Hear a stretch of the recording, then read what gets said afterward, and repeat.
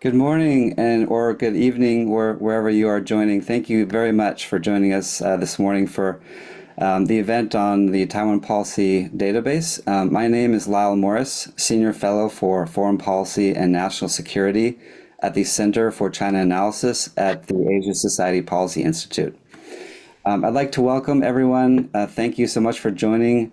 Today's event is a launch for the release of a new and exciting resource for Taiwan studies called the Taiwan Policy Database, which CCA launched on July 31st. So for those of you who don't know the TPD, it is I believe, a one-of-a-kind interactive website that highlights the policies that have shaped cross-strait relations from the perspective of Taiwan, China, and the US.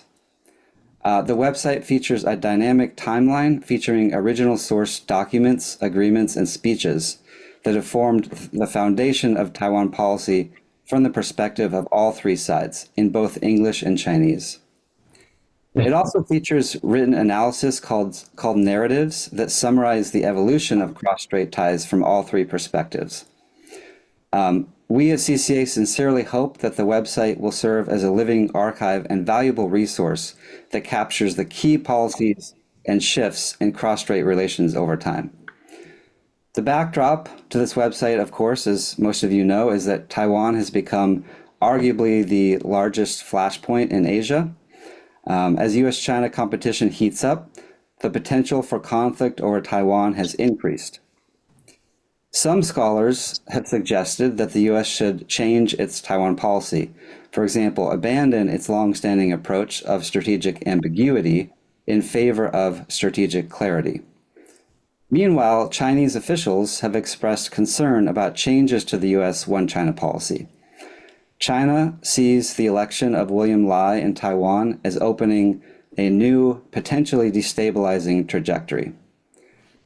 You also have increasing bipartisan support in the US for Taiwan, coupled with a vibrant democracy in Taiwan with a greater thirst for autonomy on the world stage.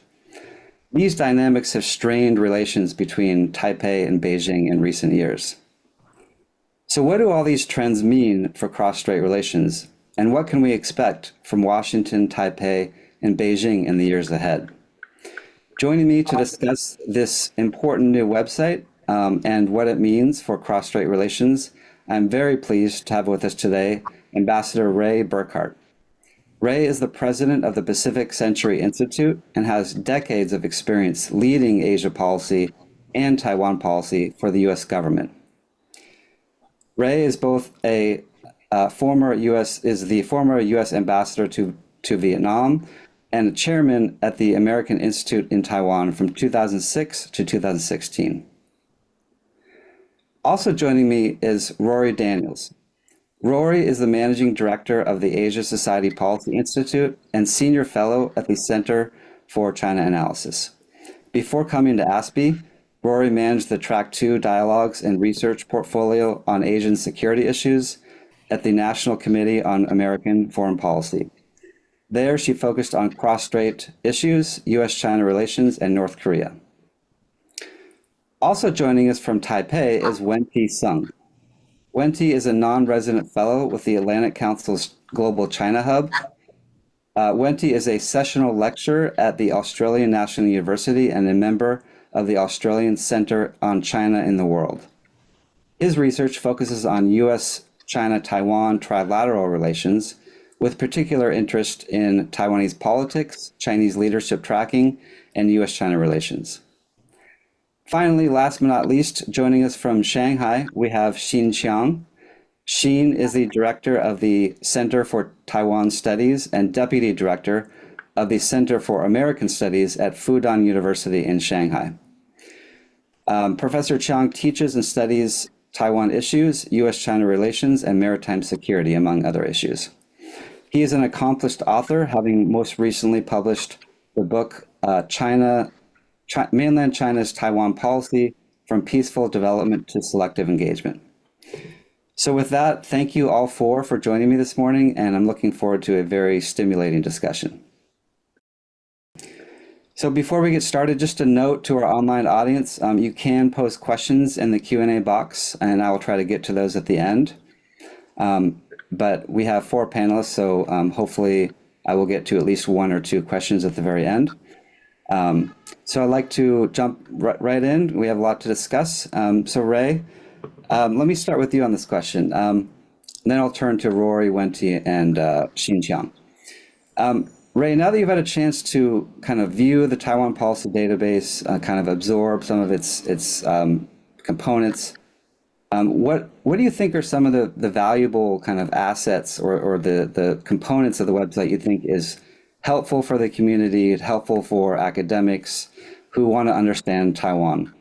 One of the things the database tries to do is kind of track trends over time. So we look at speeches by leaders in Taiwan and the US and China, and kind of try to highlight some of the periods where Taiwan and China had closer relations, during the Ma Ying-jeou administrations, and then periods where arguably now there's more tension under William Lai and Xi Jinping. So now that you've had a chance to kind of familiarize yourself with the website, can you tell us a little bit about what you think is valuable for the website and how you think it might add value to Taiwan studies for the community? Thanks, Lyle. First of all, just to say the Pacific Century Institute was very happy. I was very happy we were able to provide some support for the website. I think it was filling a real need.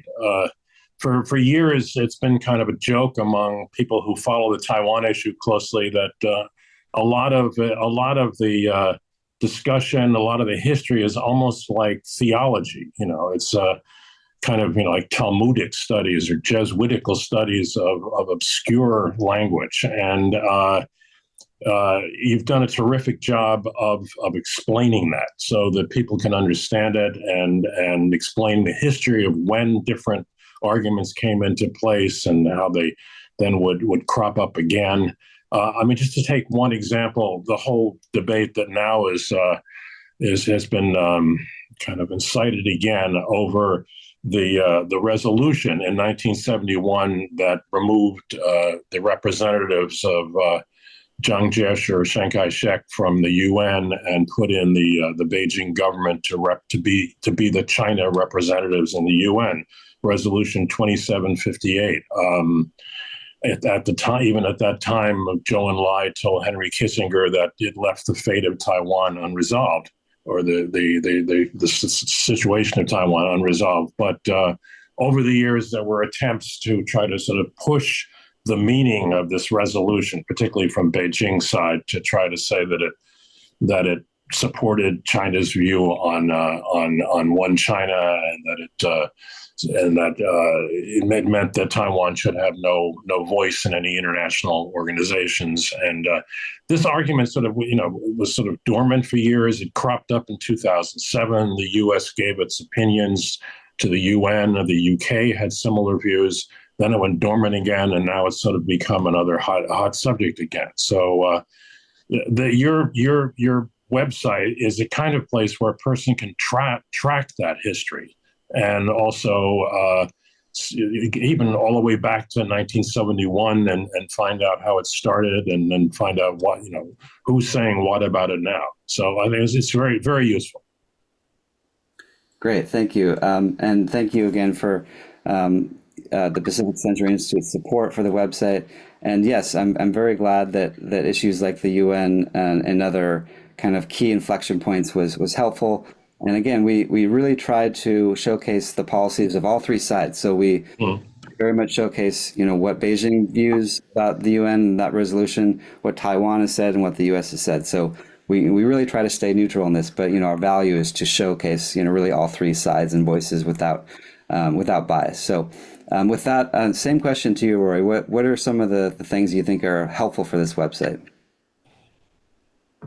Thanks, Lyle. For me, I find that context is always key to understanding and interpreting current events. And what the timeline shows, from my perspective, is that cross-scope dynamics have evolved in a really iterative fashion. It's not simply unilateral policies exercised by Washington or Taipei or Beijing that have created the environment in which we find ourselves analyzing cross-strait relations, but it's really the interplay between those decisions, which are I think what the timeline does well is separate those manifold decisions out into categorization. So you can see, for example, if you drill down into decades, which is one of my favorite features of the timeline, how, for example, after 1979 and 1982, 85, during the after the U.S. Congress passed the Taiwan Relations Act, after the six assurances were provided by President Reagan informally or confidentially to Taiwan, you can see the volume of arms sales to Taiwan suddenly goes up, right? And I think I'll take what Ray had just said, which I think was important, which is that there's a specific set of arguments and words and choices that were made in these documents, in these sales, in these decisions that could be endlessly debated what the meaning was then and what the meaning is now. What I see is that all of those decisions that are laid out on the timeline, and all the documents that you can now go through and read the original language, they created a set of expectations for behavior. And so much of what makes Taiwan a flashpoint today is framed by those expectations.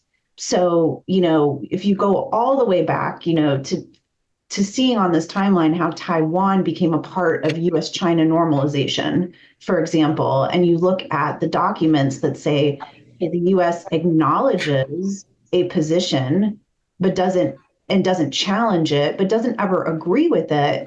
And China has a different interpretation saying, well, the acknowledgement, the not challenging is tantamount to agreeing with our position that Taiwan is part of China and that the PRC is the legitimate representative of all of China, including Taiwan.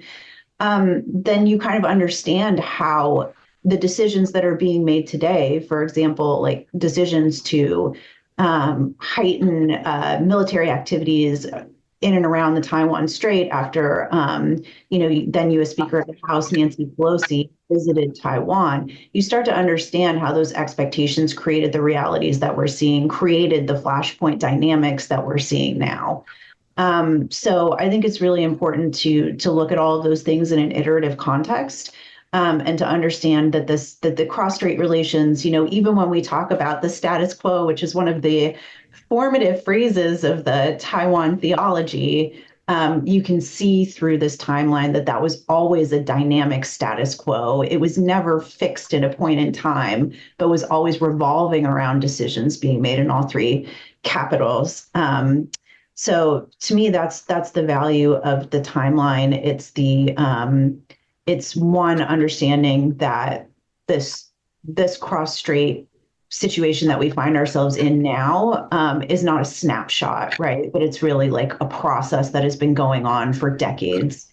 And then two, it's being able to then go back and interrogate that process through the original documents, through the interplay of different actions that were taken on each side. To form your own opinions about how to interpret events that are happening today. So those two pieces, I think, to me, are critical for the policy community to understand and to interrogate. And the timeline is a great tool to allow the policy community to do just that. Thanks, Rory. Wen-ti, what is your view? Hopefully you've had the chance to see the database, poke around. What did you think of some of the components what did you find valuable in particular? Thanks, Lyle. Pleasure to be here with everybody. And yeah, I really love a Taiwan policy database. I think it's really feels a much needed niche. For me, the database feels like a cheat sheet for Taiwan hands, present and future. It's one of those where one-stop shops in English on Taiwan and by extension Taiwan's relation with Beijing and Washington. I mean, I can certainly say that for myself, my training in Taiwan studies still come principally via Chinese language sources, and there's always been a desire to find more, not only quality English sources, but have a storage or go-to location where I can find them. Indeed, I had a conversation with Western diplomats in Taiwan just days ago about how they also share the same lament that yes, they can go to Taipei Times, yes, they may go to quality Western publications for good articles on Taiwan and related trilateral relation issues every now and then. But it's a bit of a hit and miss, and they had to actively, consciously Google for it.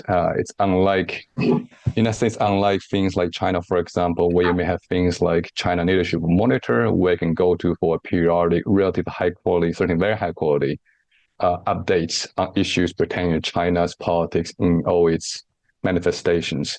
For something like down Taiwan, it's really a work in progress, especially in English world, which is why I think the database is really valuable and fills a much needed niche, lacunae on this. I like particularly how you have the narrative section down on the database as well, where you provide a short, painless enough write-up, but one that remains intellectually rigorous and policy relevant enough for, I think, most readers who are engaged and interested enough to look at Taiwan policy issues on their own. So I think it strikes the right balance between the academic literature and journalistic, perhaps more event-driven literature as well.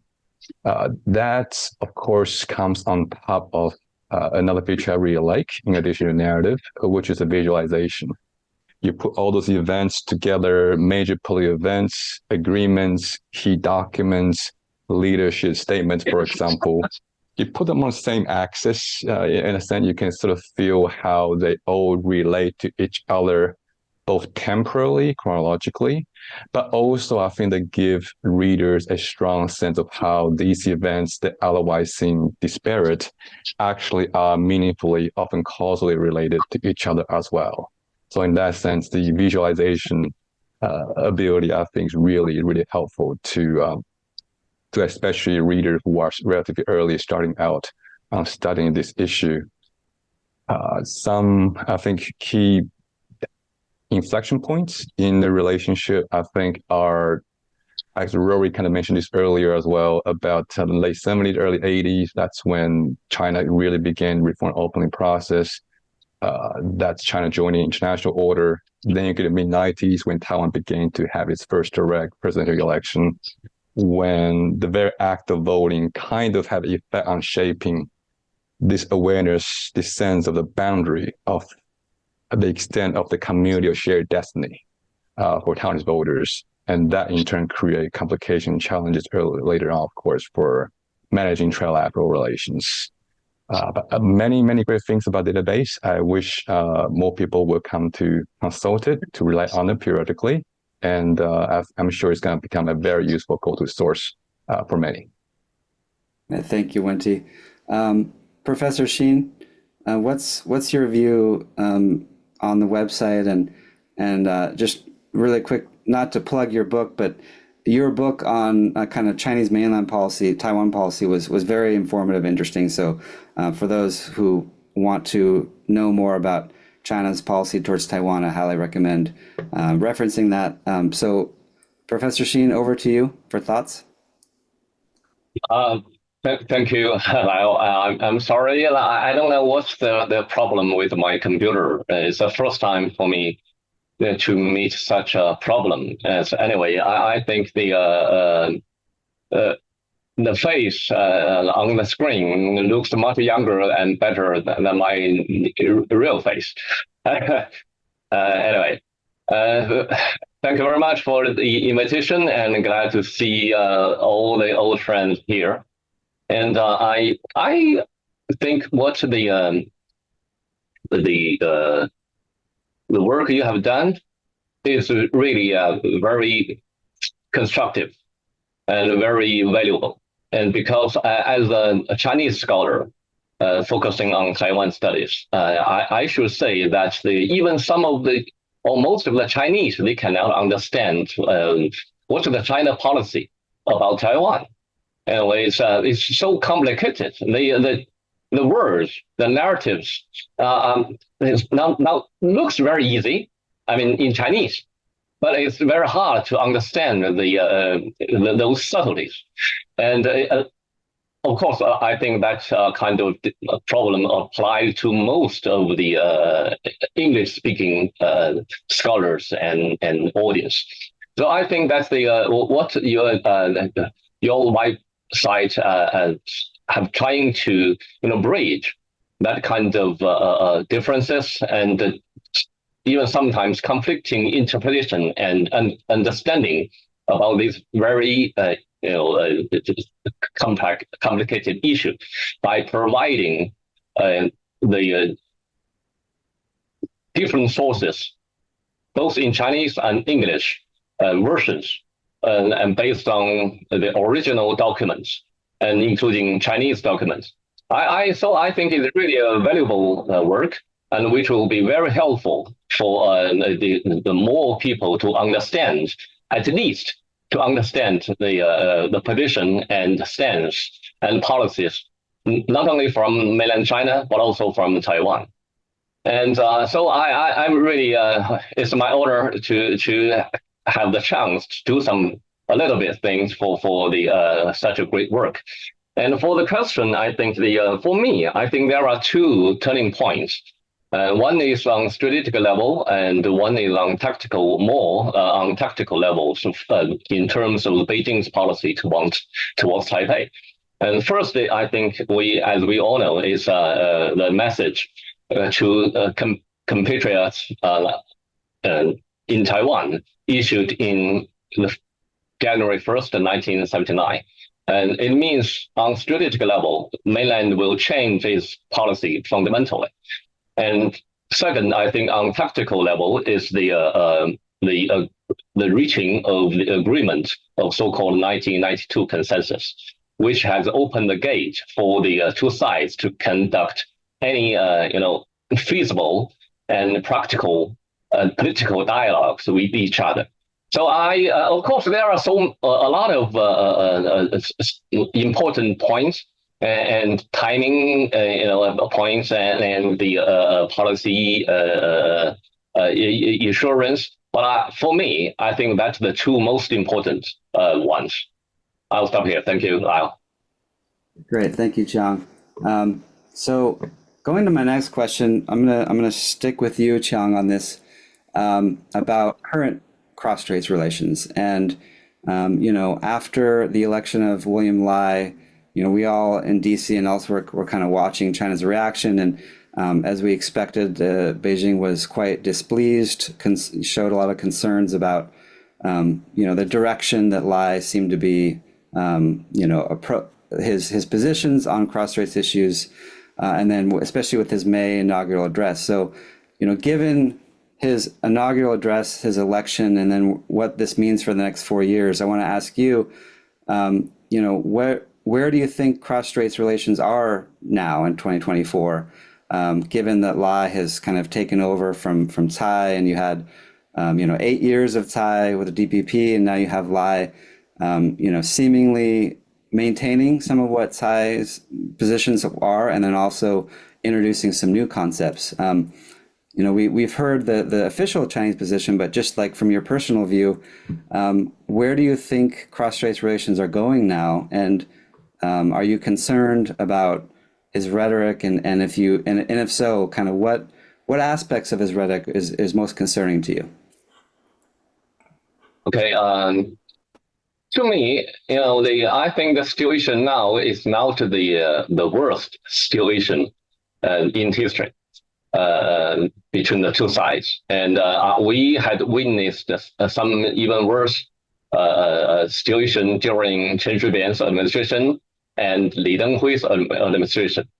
But I think that the inauguration speech of Lai and some of his comments and speeches after May 20th has really increased the suspicion and triggered the concern from Beijing and more, and which will bring very negative impact upon the future cross-strait relations. And for Beijing, I think I know Taipei and Washington might disagree with that, but I want to say what Beijing thinks about that is first, we think on the island, Lai's administration will do anything to continue that so-called destigmatization process, and which will try to educate and persuade the Taiwanese that they are not Chinese, and to tell them and persuade them that Taiwan is not a part of China. And they have very complete different identities, and between Chinese and Taiwanese, China and Taiwan.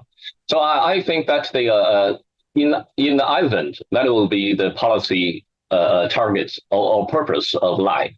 In terms of the cross-strait relations, we think that Lai will continue to promote the so-called new two-state thesis, and which means that he will and the DPP will continue to declare that Taiwan, not ROC, but Taiwan is already a sovereignty independent state.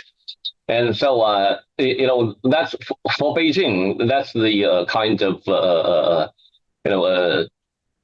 challenge to the one China principle, which cannot be tolerated by Beijing.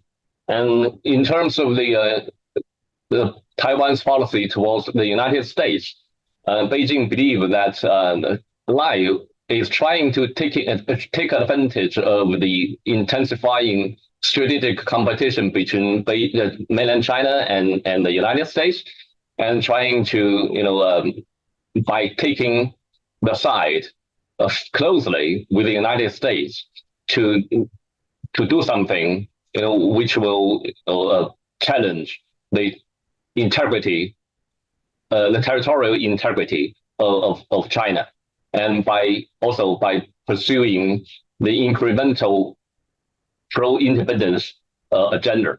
So if that kind of assumption is right and will be proved by the behaviors of Lai in the upcoming 4 years, I think that it's very hard for us to imagine that the cross-strait relations will become better. And instead, the economic and trade cooperation will be weakened, the political stalemate will be continued, the social exchanges will be damaged, and the risk for military confrontation or even conflict will increase dramatically. So I personally think that I'm very pessimistic about the prospects, and I think maybe we will see three major features. First is the rise of tension. Second is the increase of the risk of military conflict. The third is the difficulty to manage any kind of any possibility of the escalation originated from any incidents or accidents between the two sides, and which will, I believe, will be very harmful for the regional security and stability. I'll stop here. Thank you. Great. And Wen-ti, over to you. Same question to you, and then I'll turn to Rory, and then finish up with Ray on this question. But I mean, you've been watching. You're in Taipei. You've been watching Taiwanese politics for a while, and kind of the transition from Tsai to Lai, and you saw his inauguration speech. Like, what is your view on what he said and didn't say in the speech? You see Beijing's reactions. Like, did anything surprise you, or did this kind of go along the way that you thought it would? Right, I think my observation from the transition from Tsai to Lai's administration, I guess if I had to boil it down, it would be largely similar substance, but rather different style. In terms of Lai's impact at this moment, given that the guy is only be in power for about a bit over 100 days, I guess there's still some more room for cautious optimism until, well, for now, at least. And I think one reality is that Lai is a minority president in Taiwan who got elected with only about 40% of the votes, and he no longer has majority in parliament as well. And indeed, judging from the last few legislative battles from the last few months, ever since he came to power, he hasn't proved particularly able at winning over support from the opposition when it comes to lawmaking. which add up to mean that Lai may be the president, but there isn't really a magic green button you can just press to suddenly, dramatically, irreversibly, and unilaterally change Taiwan's political status. And so that's why I think also for Lai, one more thing on the similar substance issue, I think Lai knows that cross-strait and foreign relation isn't really the strongest part of his resume. I mean, he has been a mayor, he's been now president, and before premier, as well lawmaker. But most of the time, he deals with domestic issues, pension reform, local level infrastructure building, so on and so forth. And the one hole in his resume, for the most part, was cross-strait relations, which is why I think there's a lot of incentive for him to try to project an image of Lai that's sticking to the established script. So if we judge from Lai Ching-te's May 20th presidential inaugural speech, it still sort of stick to the largely similar talking points that he's been talking about for at least over a year. That is so-called 4 pillars of peace: deterrence, de-risking, democracy, and dialogue. So it's the kind of same old stuff you see from Taiwan's National Day speech or Independence Day speech from a couple of years back as well. So I think on the substance front, there's a lot of continuity between Tsai and Lai. Where I think I found his inaugural speech to be a little bit surprising and something that may perhaps be not to Beijing's observers' liking is that I think Tsai before was more willing to throw in more consolation prizes in order to reassure Beijing. By that, I mean, for example, the issue of 1992 consensus. Taiwan before also didn't endorse the 1992 consensus, but in her various speeches, she'll find terms that perform a relatively similar effect, well, if not in effect, then at least similar wording. So for example, in lieu of 1992 consensus, you hear Taiwan talking about pursuing cross-strait relations along the spirit of 1992, or that she may say that let's deal with each other based on a 1992 understanding. Or, for example, let's honor the accumulated outcomes and agreements from the last 20-odd years of cross-strait exchanges. So it really seems like Tsai back then would try to flip through the thesaurus to find terms that will be largely similar to the word consensus, but just stop short of using that exact word, because doing so may rub Taiwan's deep green, that is the Taiwanese nationalist voters, the wrong way. But at least you try to use similar synonyms in a way that's meant to signature some kind of goodwill towards Beijing. I didn't see these kind of consolation prizes in Lai's speeches from his inauguration speech on May 20th. These are the kind of languages that had he presented them, they might have gone some way towards reassuring Beijing at least a little bit, and those will come at little to most likely no cost in terms of support from Lai's own Taiwanese nationalist voters as well. So when you have freebies you can use to win goodwill and you choose not to, that does, I think, tell us something about how Lai seems to be determined to have a different style in terms of how he's going to approach Beijing. So whether that difference in style is a early phenomenon for any new president coming in who has incentive to signal left before turning right, that is to project toughness early on in order to win more flexibility later on, or whether it's going to be a permanent fixture of the Lai administration, I think that remains to be seen. And I think that's also why interactions, exchanges, as well as discussions like this are valuable in terms of shaping those understanding. I'll stop here. Great. Thank you, wen-ti. Rory, over to you. So when I kind of think about how the Lai administration has developed and is developed, there are two important factors here that I think are relevant to thinking about cross-strait dynamics in regard to the timeline and the policy database. The first is that as wen-ti and others have pointed out, we're really at the beginning of this administration. There's 4 years in office. We're 100-ish days in. And a major unsettled question of the dynamics of those 4 years is what is going to happen in the US election, and how will the dynamics of US-Taiwan relations, unofficial relations, change over the next 4 years in response to different styles that are going to be offered from a US administration. I know we're going to talk about that a little bit later, but I think we're kind of in a holding pattern right now until that dynamic has been established. And that answer is known, to understand how the next 4 years are going to go in cross-strait relations. What I see is an incredible amount of continuity in the overall structural dynamics of cross-strait relations, which is that as the relationship between Taipei and Beijing cannot be unfrozen, because the authorities in Taipei, President Lai, are part of a DPP party, which, as the timeline points out, has in its party charter a goal of independent, sovereign Taiwan.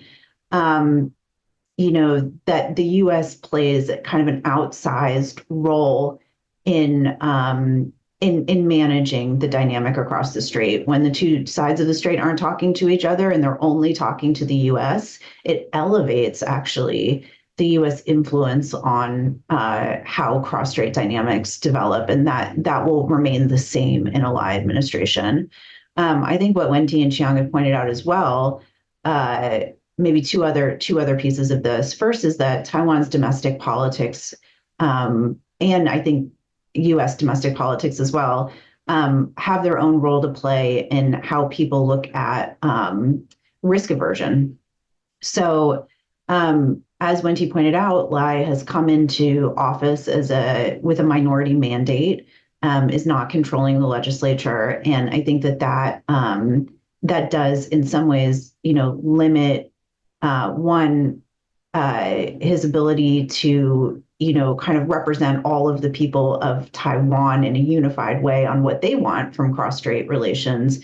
And two, it might even, as partisan politics develop, kind of push toward fewer reassurances and hardening of positions, because any position that he takes that's, coming toward the center of the issue, which is really where most people in Taiwan are, still like high 80% of people want to maintain a cross-strait status quo of basically like no political settlement, but also no use of force. He may find it harder and harder to kind of stick to the middle of that as partisan politics pull the two parties closer and closer to the edge. So that's a dynamic that I'm watching. Similarly, I think that the key here really is that all sides can provide reassurances to the other that they still want to keep the resolution of Taiwan's status relegated to peaceful negotiation and peaceful means to settle the issue. So the question of like how many reassurances can be provided, how many consolation prizes, I think in all three capitals will become incredibly important to managing the dynamics of this flashpoint. Simply put, from my perspective, there's little value in the military signaling that all three capitals are doing, in the kind of defensive signaling, in the signaling of hardening positions, without those reassurances that ultimately, I think all three sides agree that a war over Taiwan would be devastating to Taiwan, to China, to the PRC, to the United States, to the region, and frankly to the entire global economy. Taiwan still being an area where much of the world's goods pass through the shipping lanes in and around Taiwan. So I think all of those dynamics together will kind of shape the next 4 years, but perhaps the most important are kind of like the personalities and the domestic political context in which the leaders of these countries are making decisions relevant to their cross-Taiwan Strait policy. Thank you, Rory. Ray, you can feel free to respond to what the other panelists said, and you were there at the inauguration. You have a interesting kind of experience. You had a front row seat. So Your thoughts on this question before we move on to the U.S. politics. Thanks, Lyle. I can be brief because I think wen-ti's description was very much along my lines of thought. I was there, heard Lai's speech in person, and had the opportunity to speak to a lot of political figures in Taiwan during, on the sidelines of the inauguration. I think the speech did include some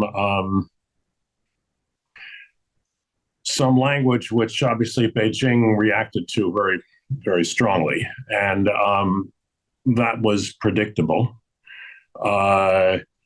And my impression was that was very much his language that he put in the speech. So I would say though that as Rory has pointed out, and others have said, and wen-ti also said, in reality, the situation probably will stay frozen. I think there are some figures in the DPP and some people who could have been helpful toward trying to have some kind of contact reestablished, but they seem to have been pushed aside. I think Xinjiang's very bleak prediction for the next 4 years, I think, is perhaps a bit more pessimistic than I would have. But I can sort of understand where he's coming from. I think I'm going to leave it at that. But it's I will say though that one of the things aspects of the whole Taiwan theology, as we call it, is that when you get right down to it, the possibility of reaching understanding between the powers in Taipei and Beijing on much of anything other than sort of practical matters of commerce and trade and transportation and keeping the flights going, the possibility of really reaching any political agreements really doesn't matter very much who's in charge in Taipei. And in a visit to Beijing last October, we found that even people in the Chinese government and in the Chinese think tanks were acknowledging that even a KMT government would not have really, or KMT victory in the election, would not have brought the two sides any closer to reunification. So I think we need to keep that in mind as well. Thank you, Ray. So Rory touched on it a little bit about U.S. politics, but I want to pose this next question to the group about the U.S. election. As Rory mentioned, it is important. It's a big factor for both sides, for both Taiwan and China. We had the debates between Trump and Vice President Harris last night. China was broached, but didn't seem really to be the focus of the two candidates. But I mean, even Taiwan probably less so as far as like a specific issue that matters to the U.S. election. But just looking at November in the U.S. and what that means for cross straits, I mean, U.S. presidents do have a big role to play in shaping, relations with Taiwan, and some presidents have had a very outsized influence. So Ray, this question is to you about kind of reading the tea leaves about after November. Obviously, the two candidates have very different views on foreign policy and Asian policy. We don't know a whole lot about what a Trump 2.0 administration would do on Asia and Taiwan, but we do have a track record for his first administration. So what do you think, if you were to kind of, predict or speculate what we can expect after the U.S. election related to Taiwan? What are your views on that after November? Very difficult to predict. I think you touched on the maintaining the alliance structure in Asia, which is very critical element also of how we deal with the Taiwan issue. And the Biden administration made great progress on that in terms of relations with Japan, South Korea, Philippines, etc. Trump has been sort of less enthusiastic about alliances. So if that element of our policy deteriorates or gets less attention, that would be a negative, I would say, in terms of Taiwan policy. On other things, I think it's easy to sort of exaggerate, perhaps, how big a difference it will make. But I think obviously, former President Trump has said things about Taiwan which didn't go over too well there, about ripping off our Taiwan semiconductor industry, which is factually not true. And the sort of transactional approach toward providing any assistance to Taiwan. But how much that would really be reflected in the policy of the administration, I'm somewhat skeptical. So I'm going to leave it at that. Great. Rory, same question to you. Yeah, I mean, I think Ray really did a few things. One is, though China came up in the context of the debate in a very limited way and mostly about domestic economic policy and industrial policy, tariffs, manufacturing, the U.S. high-tech industry, alliances played a little bit of a bigger role in the debate, with Kamala Harris talking a little bit about, how former President Trump, how his approach to alliances endangered American security and leadership in the world. I think, for wild speculation, because Kamala Harris hasn't articulated her own campaign's foreign policy platform in detail, and certainly not an Asia policy or an Indo-Pacific policy. I think if it's a continuation of the Biden administration approach, it will place a big emphasis on U.S. allies and partners in the Indo-Pacific as force multipliers for American power, and for protecting and advancing American interests. That creates a very complicated security environment in which Taiwan plays a critical role. If the U.S. is looking at its future in Asia is embedded in its allies' security environment, then Taiwan's strategic geographic position, and also the way in which U.S. support for Taiwan would create expectations for how the U.S. would respond to, contingencies with other allies and partners becomes critically important. So I think that the impetus in a potential Harris administration would continue to be on managing escalation. On that point, the U.S. and China have done significant things lately that I think the Biden administration and a potential Harris administration think are positive towards managing that escalation, such as having a phone call just yesterday or a couple of days ago between the military theater commanders, right? So those types of things, to me signal that there's an understanding with the Biden administration and potential Harris administration that, we have a very complicated security environment in the Indo-Pacific, but it can be managed through dialogue. I think a potential Trump administration looks very different. It likely does not spend as much time concerned with the security environment of our allies and partners in Asia. But I think that also President Trump has been very clear that he does not see America's leadership role in the world as supporting war overseas, and particularly, supporting kind of endless conflicts in which the U.S. is involved, where it's not playing a direct role, but is supplying arms or supplying support to a partner that's facing an aggressor. So the parallels between what's happening with the U.S. and Ukraine now, and President Trump's view that we should be out of that conflict, no matter how it ends, may tell us a little bit about how he would see a Taiwan contingency. But the style of a Trump administration would not be on managing escalation. It would very much be, kind of a top-down leadership style where the top of the ticket, the president himself, is not interested in getting Americans embroiled in conflicts overseas, that might create dampening effects on cross-strait contingencies. But how his appointees choose to kind of manage the U.S.-Taiwan relationship in the interim might look more provocative to Beijing. So I think it's going to continue to be a very challenging and sensitive issue because it is so challenging and sensitive in U.S.-China relations to talk about Taiwan and to manage the U.S. unofficial relationship with Taiwan, but really looking at two different styles, two different ways of managing that issue effectively. Great. Thanks, Rory. Wen-ti, over to you for the view from Taipei, and then to Chiang to finish up on this question.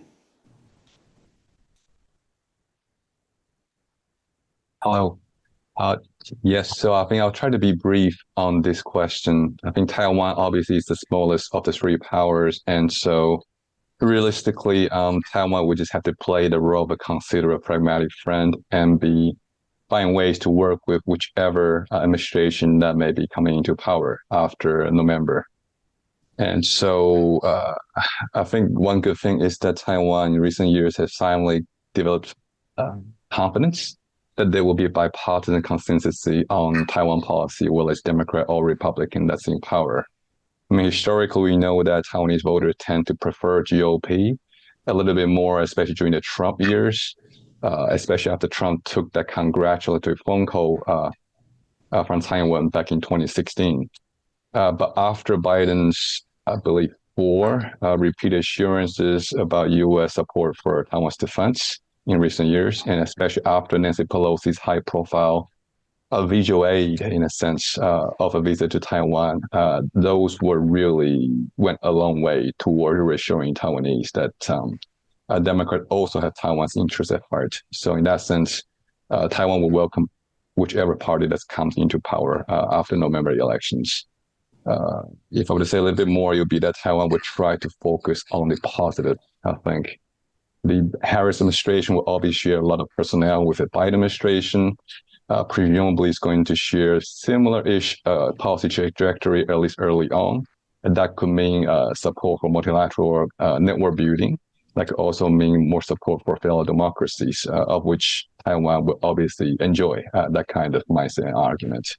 If Trump administration come into power, there's still uncertainty about what kind of personnel may be coming to power, but there are conversations about how some of the potential frontrunners for position in the Trump cabinet are likely to be Asia firsters or Indo-Pacific firsters in their approach to U.S. global strategic footprint.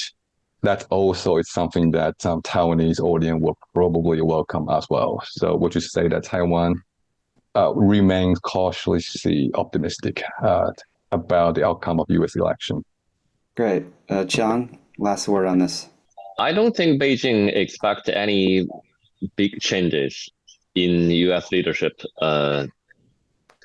after the election, and will bring big impact upon U.S. Taiwan policy.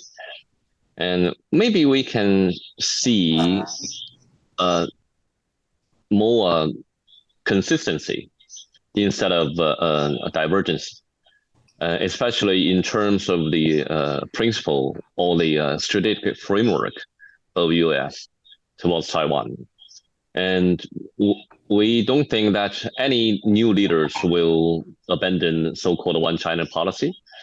And if the TRA, 3 communiques and 6 reassurances will be there. And the maintaining the status quo will be the most frequently used term. And also the no unification, no independence, no use of force. The 3 no's policy will be there and be advocated by any new leaders. But maybe we, at the same time, we might see some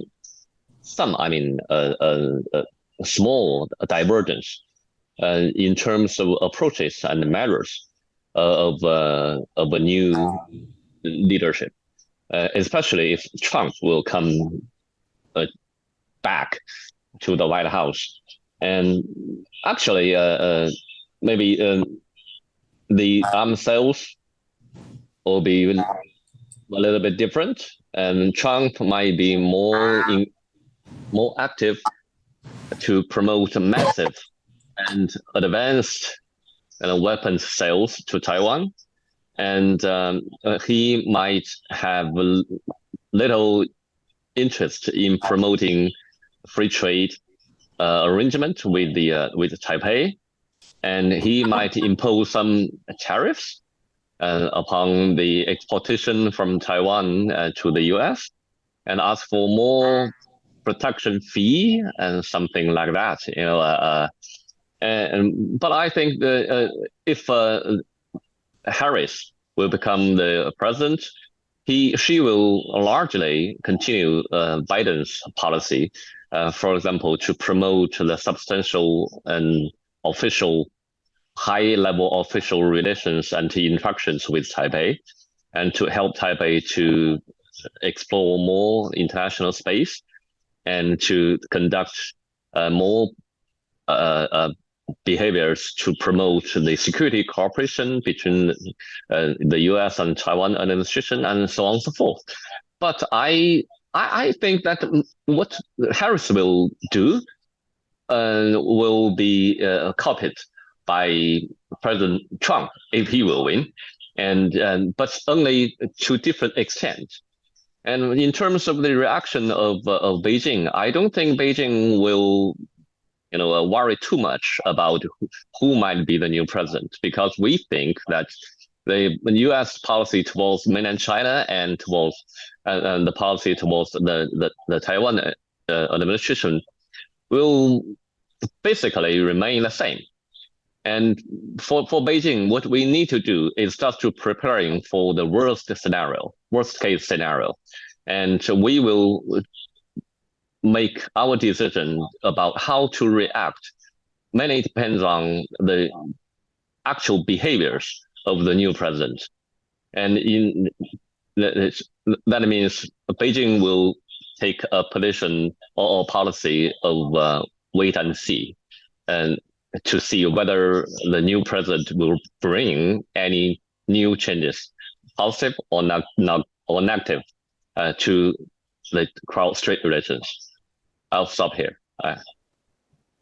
Great, thank you, Chang. Well, we are at time, unfortunately, and I didn't have time to get to audience Q&A, but with 4 panelists, an hour goes by quickly. So let me just thank all 4 of you very much for the discussion and for your views. If you haven't gotten a chance to visit the Taiwan Policy Database, please go to the Asia Society Policy Institute's webpage. It's on the front of our webpage. It's easily accessible. If you have any feedback on the website, there's an email address you can send that I will get on factual errors or anything you think that needs to be added to the website. It's a very much an iterative, ongoing archive. So please reach out to us about feedback. And with that, I'm just going to thank all 4 of you for your views and thoughts, and thank you everyone for joining online, and we're going to close for there. Thank you.